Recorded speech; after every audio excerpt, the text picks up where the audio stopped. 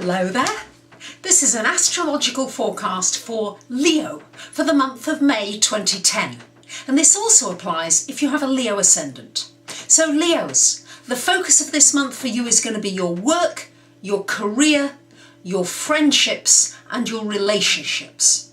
So let's start out with your work.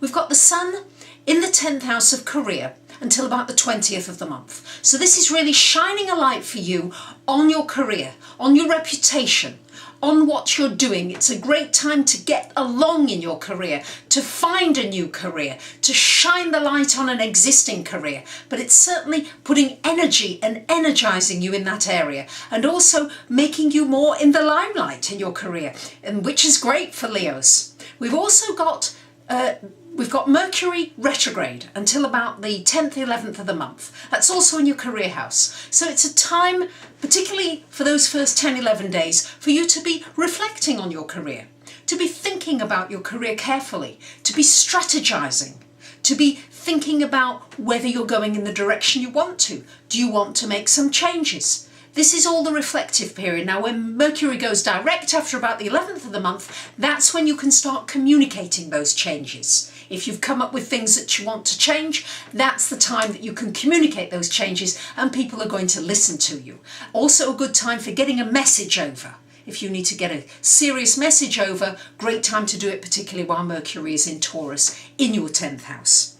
We've got the Sun into your 11th house after about the 20th of the month. Great time for joining new organisations, finding new friends, socialising, thinking about your dreams and your wishes, making them clearer, allowing yourself a bit more free rein to things that you maybe haven't imagined or thought of before, or even allowed yourself to fantasise about. Allow yourself to fantasise. We've got Venus in that house as well, so you until the 20th of the month, and you may well find that you meet a really lovely friend, somebody who's really kind and generous and that you really enjoy being with. And this friend, for those of you that are seeking romance, could in fact become a romantic relationship in time to come as you develop that lovely, comfortable feeling that you will feel with that person. We've got Venus going into your 12th house after about the 20th of the month, and this means that it's a time to be quiet, to do things alone maybe, just that you enjoy, maybe some quiet reading that you don't normally have time to do because you're just so busy and you're out there and you're doing things. And many of you Leos are extremely busy at the moment, and with Mars in Leo as well in your first house, you've got a lot of energy. And you're doing lots of different things and you're pushing forward in so many areas of your life, but you do need some reflective time out. And that Venus in the 12th house, just between the 20th and the end of the month, is certainly a time for quietness and a little bit of time out from the hectic regime that many of you Leos are really living.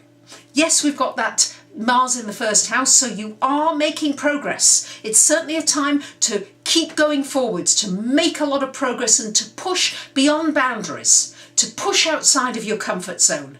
I know you don't like doing that, but it is a time to promote yourself. Mars in the first, it's a time to say, hey, here I am. This is what I'm good at and I want you to listen to what I'm good at. Whether people like it or not, it's a time to get yourself out there, much more maybe than you have been doing.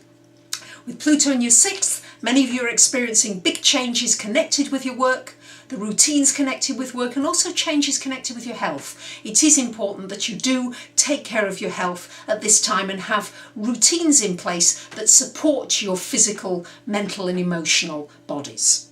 Neptune goes retrograde at the end of the month, and it's in your 7th house of relationships, so it's a time for you to trust your intuition, the gut feeling you have about your one-on-one relationships, business and personal.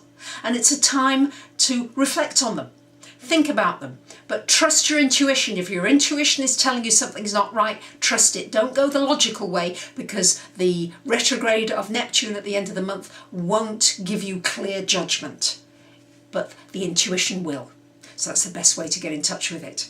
Then we've got Jupiter conjunct Uranus coming together around the 28th, 29th of the month, and it's in your 8th house. So you can expect some surprises connected with your finances. It could mean some kind of an inheritance, some money coming from somebody else to you unexpectedly.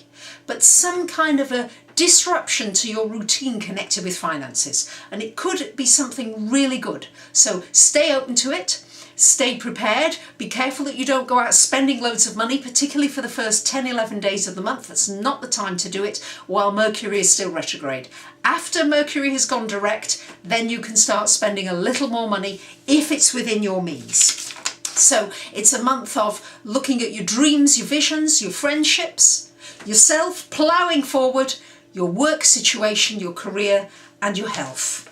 And of course your relationships. So big month, Leos. And I'm introducing something new, which is you can ask me a question for $25 and I will respond to you by email.